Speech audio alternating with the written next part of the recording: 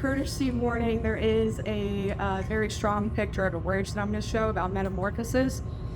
So this is metamorphosis. So virtually what metamorphosis is, it grows in order to become bigger, but in order for it to grow, it actually has to completely grow out of its exoskeleton. So if you see here, this is the original body, and then right here is where it's white. That's actually where it's also most vulnerable, because it hasn't got a chance to do what's called sclerotizing, which means that it hardens. So that means that it is left vulnerable to any predators. You usually find safe spots for insects. They'll naturally hide in hides or in enclosed areas away from other insects, because a puncture wound, slightest change in temperature and humidity, anything like that can actually cause them to die in this stage if they're not careful. So bugs are very unique in that sense of growing, and I feel like with business it's kind of similar because of the fact that we're all growing, we're all learning, and we do have a lot of pain points that happen as we grow. So I want to talk about who is Great Southern. It's me and my wonderful brother Sean. Woo! And we are your favorite pest control, termite control, and lawn care company. Fun fact about me, I am an entomologist from the University of Florida, which is #1 in the world for what we do. And an even positive note, Sean Paul passed his ACE exam.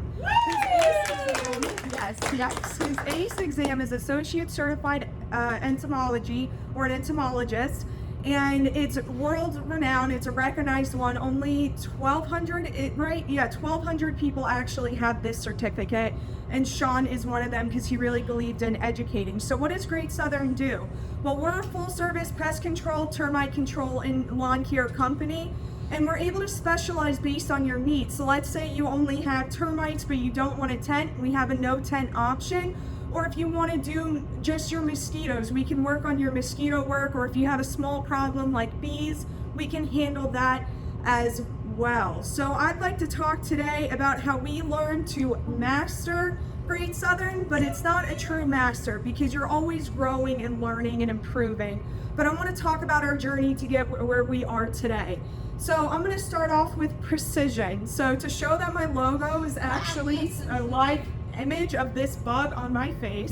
This bug is known as a giant African millipede, and the one thing about them is their body segments, they move slow, but it's very precise, so that way they can figure out exactly where they are going. And you can see the little antenna moving along with the little head going up, so that way you can take in some light, not a lot of light, but just enough so that way you can see in order to know what its next step is going to be. That's the same thing about a business, is you have to learn what your vision is, your mission, and what your culture you want in your business. And you do that through standard operating procedures, posting your vision all over your company, the walls, and doing a lot of different steps in order to create that precision in order to reach your full potential. So the start off in precision or your vision, mission, culture is you need to communicate. You need to know what you're talking about. And ants are very unique because of the fact that they have what's called elbowed antenna. Those elbowed antenna release pheromones. So they virtually have the elbowed, and then they tap, and they either tap on the ground or they'll tap to an ant next to them, just like in this photo. So they're able to release those pheromones to tell the other workers or division of labor, hey, this is what I need from you. A lot like a business, is you have your email or your memos that go out that say, hey, this is what I need from so-and-so. Or if you know that you can't handle a specific job, but you know someone who could do painting like Brian. I can't paint to save my life, ladies and gentlemen. I'm just being honest, but I know a lot about bugs. I would communicate, hey, I need that help, and I want to go ahead and reach out to make sure that I'm doing that within my company, but also within my team here at BNI. And you do that through collaboration. So one thing about Great Southern and even any company is we had to learn about hive mind. Hive mind is virtually when a bunch of bees understand the same goal, and their whole goal is survival, and they follow their rules.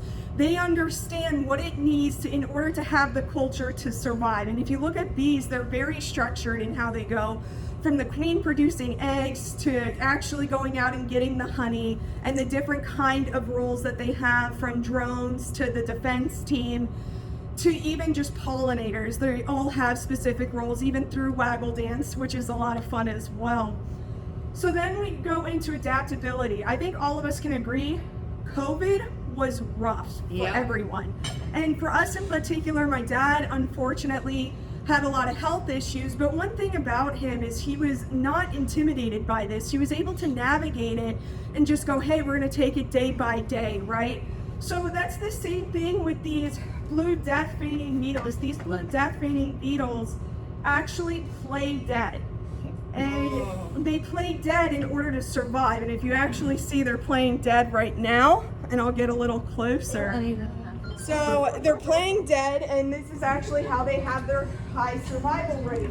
They're also able to survive without water and food for long periods of time. So their adaptability is extremely, extremely important in order to survive. The same thing with companies. We have to constantly be pivoting in order to know how we are going to survive, how we're going to make that money, and who's going to be on our team in order to get there.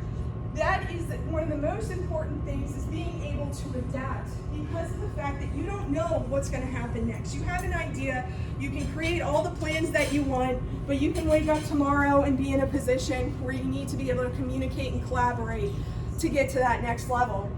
So through all of this, we have resilience through a very special brooch. And I'm going to talk about Great Southern just like this brooch. So it's a hissing Madagascar cockroach. That's not from my house, is it, Lettie? No, it's not. So you can't get these in Florida. But the most amazing thing about roaches in general is the fact that they're resilient. So these guys, for example, can go through almost any temperature and still procreate, survive. They only live off the oils of your hand, and that goes for all roaches. And because of their resiliency, that's how they're able to have infestations, right? That's why you call somebody like Great Southern for these infestations.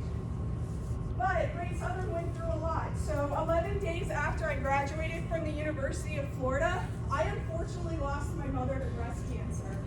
And when I tell you, it really did wreck our family, it wrecked our family in ways that we had no idea, and we were faced with a really tough decision. Do we take a step back or do we step up? Well, my dad was still alive, and my dad said, there's no way we're quitting. We're gonna keep going. 6 months after my mom died, my dad unfortunately contracted MRSA, which attacked every organ in his body, including his brain. And I am at the time a 23-year-old young lady trying to figure out how to run a business and how to take care of my dad and be a full-time at-home nurse. And it was extremely, extremely difficult because I didn't know he was even going to survive. I was on my hands and knees praying every single day when he went in the hospital, because if you know anything about MRSA, after 10 days, you're as good as dead. And he was on day 6 by the time they brought in an infectious disease specialist. Per my request, because of my research at UF, I actually put in a call. So once we went through that, that's about a year, we went into COVID. COVID was really scary, but as I said, my dad was our rock. He was our foundation. And when he passed, we were totally wrecked, because everyone had their brother, mother, sister, stepsons, uncle, who had so much more information than what we had. And we knew that we wanted to stick with it, because this is what my dad designed for us. This is what my mother supported for us. And we genuinely love what we do, so we wanted to make sure that we stay connected and push through this as a family unit and make sure that Great Southern stays strong. Many told us to sell. It was an extremely hard time. I lost a lot of trust, if I'm totally transparent, within my people, and just not even within my people, just within my surrounding. And then I actually joined a new church and met my adopted dad, Frank, who handles my AC work, so just throwing a shout out there. And him and his wife insisted that I go to family dinners, and they would not stop. Same thing with my brother, and we learned to trust again through that growth. And through that trust is when Sean Paul started learning, oh, I need to network, I need to get out there.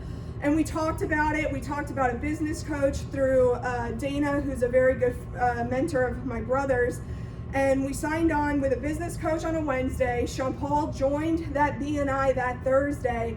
That Saturday, on May 28th, 2022, we were T-boned on I-95 by a drunk driver. Our car flipped because we were smashed into the wall, and we skidded 600 feet, which is 2 football fields. It was us and our 2 best friends. when we got into the ambulance, first it was her because we thought she died. Then my brother went because we thought his shoulder was shattered. And then it was me and my friend Jarrett, which is Sean's best friend. When we were sitting in the ambulance, I had a Marine statistician who was off leave and just doing paramedic work to help out. And he was staring at me and he goes, I can't figure this out. I can't figure this out. I asked why. He goes, you guys had a 95% mortality rate and all 4 of you technically survived. Now, are you beat up? Are you banged up? 100%, but you survived. And that's extremely, extremely important. And when you get hit like that, after losing trust, trying to build that trust, you don't know where to turn to because now everyone has a lawyer, has a doctor, has somebody that you can go to, but how do you know? And that's when Sean Paul made the decision to lean into his BNI. BNI lead on Thursdays.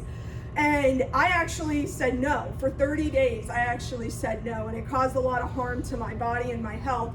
And Sean joined in and just started doing the moves, and I decided to trust it. And when I finally trusted it, it was like fair game. They were just ready to catch me, which is extremely important for somebody who has completely lost their trust. So as I was going through this, I went through a whole year still doing dinners at Frank's house and still building that trust and that relationship. I learned that, hey, I really like this, but I'd really like my own BNI group so that way I can learn to have my group in case anything were to happen and we need to go ahead and have more connections in order to grow business, because BNI is about business and networking, but it's also building those relationships and having people you can count on and having that accountability so that way you can learn to grow, because we're still mastering Great Southern. The biggest lesson I had to learn is that success is not about the lone butterfly soaring against the wind. It's about the hive where each bee's diligence, collaboration, and shared purpose create the sweet nectar of achievement. So I couldn't be able to do it without my networking group and my family. Thank you very much for your time.